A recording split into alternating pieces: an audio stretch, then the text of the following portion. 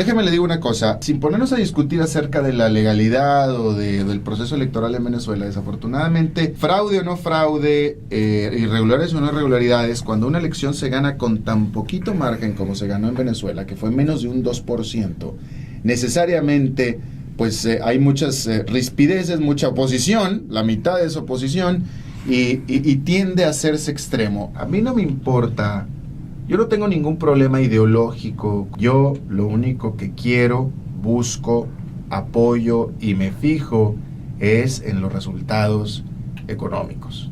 El problema que yo tengo con el socialismo del siglo XXI es que no funciona, no funciona para lo que se les ha elegido. Se les ha elegido para hacer un país crecer, se les ha elegido para crear trabajos, para crear empleos, para expandir la economía, para crear riqueza, para sacar a la gente de la pobreza, para avanzar el país económicamente. Para eso es para lo que se elige a un gobierno. A un gobierno no se le elige para estar criticando o creando enemigos, no se le elige para defender a ningún país de un supuesto imperialismo.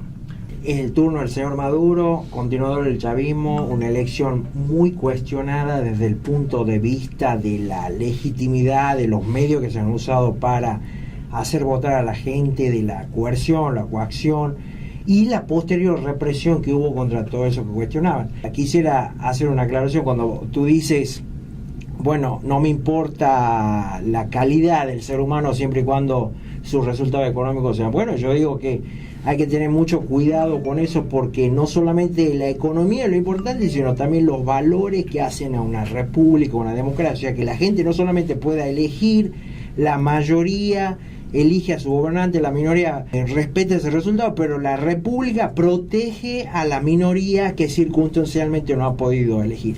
La república establece la división de poderes entre el ejecutivo, el legislativo y el judicial. La ley, la justicia protege a la minoría, porque la diferencia que hay entre una democracia seca, como se llamaba la República Democrática de Corea del Norte, de Alemania Oriental, o sea, todos los regímenes estalinistas, es la siguiente: en una democracia 5 personas deciden quiénes se comen a una oveja.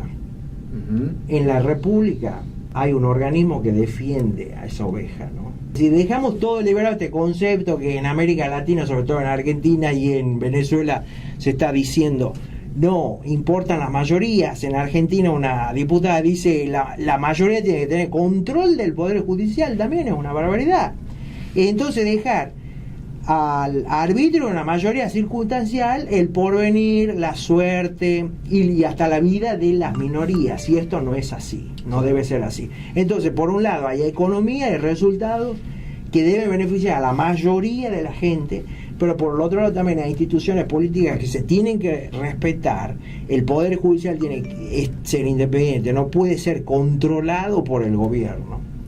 Y el Poder Legislativo también. De lo contrario, llegamos a estos regímenes. Como Saddam Hussein ganaba por el 90% de las elecciones. Hitler y Mussolini surgieron y se mantuvieron con elecciones. Fidel Castro también. Qué bueno que eligieron a Maduro, porque le va a explotar el atraso de Chávez, el atraso que Chávez metió a Venezuela con la economía. Y qué bueno que le va a explotar a su mismo gobierno. El idealismo es uno en el socialismo, porque tienen ideales y hablan de ideales y esto y lo otro, pero en la práctica ya no lo llevan a cabo, paisanos, desgraciadamente. Empiezan a convertirse en capitalistas, empiezan a enriquecerse ellos, empiezan a beneficiar a sus familias, a su gente, y desafortunadamente el socialismo nunca va a funcionar, porque una cosa es lo que piensan y otra cosa es lo que hacen, desafortunadamente. El socialismo del siglo XXI, quien coseche los frutos de su fracaso económico, eso es básico. Si hubiera ganado Capriles y le hubiera explotado a él, por tanto le hubiera explotado a él, la historia, el pueblo venezolano le hubiera dado la culpa a Capriles por mala gestión. Qué bueno que le tocó a Maduro, porque a él es al que le va a caer el peso histórico del fracaso del socialismo del siglo XXI. y acaso esa sea una gran lección histórica, no solamente para los venezolanos, sino también para toda Latinoamérica. Va a caer por su propio peso, en eso estamos de acuerdo, pero al final del día los que van a pagar los platos rotos es la gente, ¿no? Es el pueblo. Me parece a mí que América Latina en general está un paso más allá. Estos pueblos que evidentemente comen de ideas, comen de ideología, pero no comen alimentos que la economía les pone en la mesa, menos en el caso de Venezuela. Y en el caso de Argentina, lo que ha sucedido el 18 de abril, el jueves, una marcha masiva que según todos los reportes confiables dice que ha superado a la que se hizo el 8 de noviembre y mucho más a la masiva del 13 de septiembre, o sea que en menos de 7, 8 meses ha habido 3 marchas, con una particularidad esto, que a todas han sido convocadas por las redes sociales sin la intervención de un líder opositor, y marchas que básicamente están pidiéndole al gobierno basta de querer avanzar sobre las instituciones. Argentina ahora, el gobierno y sus legisladores quieren modificar la estructura del Poder Judicial, una virtual reforma constitucional, sin serlo. La suma del poder público es algo evidente, ¿no? Entonces la gente sale a defender la República, una cosa muy llamativa, Alberto. La gente sale con un reclamo común: déjenos la República, dejen los 3 poderes. A la vez también está cuestionando la corrupción, que ya es rampante en Argentina y no hay forma de explicarla. Entonces, esta corrupción, que es un fenómeno más extendido en todas partes, debe hacer despertar al ciudadano, en el sentido de que por cada acto de corrupción que hay, se le está quitando a alguien que lo necesita, porque la función del Estado y del gobierno es ayudar sobre todo a los más vulnerables, a los más pobres. Hacia ahí va principalmente la acción del Estado, con los programas sociales, que son los que manejan mucho dinero.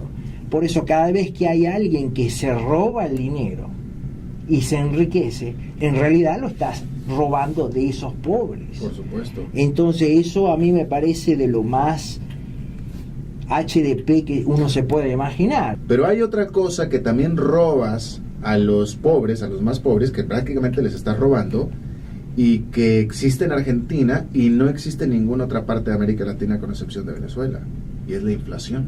La inflación de precio es una manera de robarte. Que sí, es un impuesto. Correctamente. Es un impuesto. La cantidad de inflación que hay en Argentina, que es a todas luces del 25 al 30%, es un 25-30% de tus ingresos que te está robando el gobierno. Y te los está robando el gobierno porque el gobierno es quien lo propicia.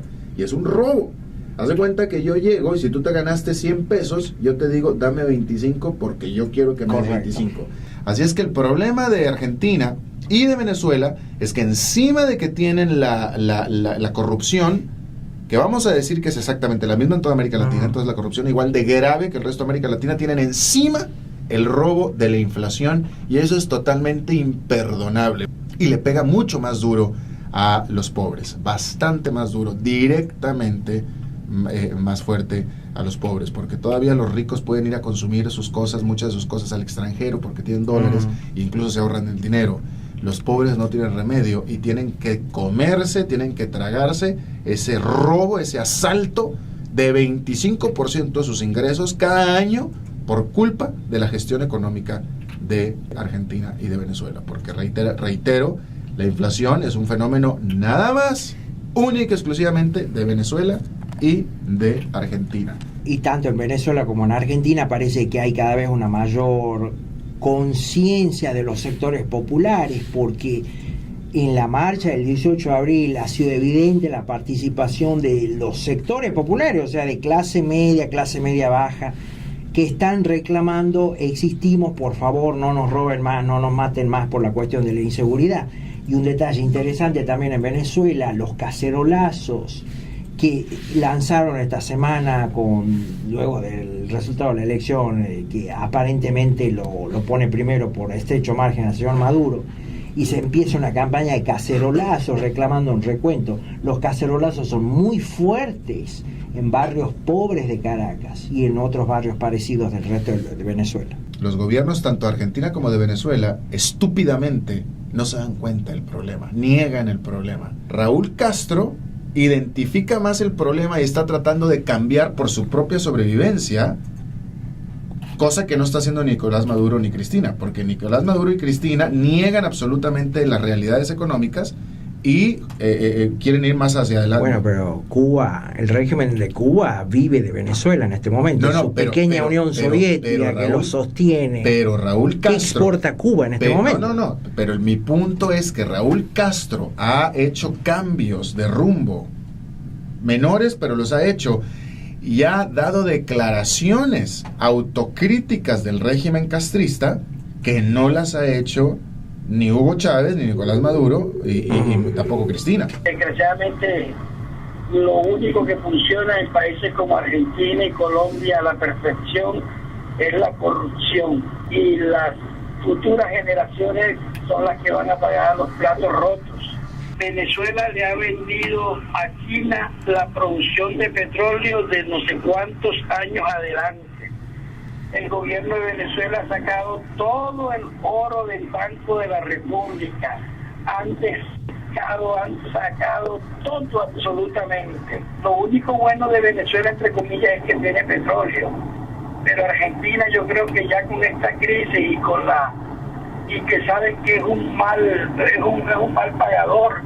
Ya acordémonos de la crisis de hace algunos años, que le robó a todo el mundo, que le pagó con papeles y que esos papeles no tuvieron ninguna validez. Muchos de esos papeles reposan en el gobierno venezolano.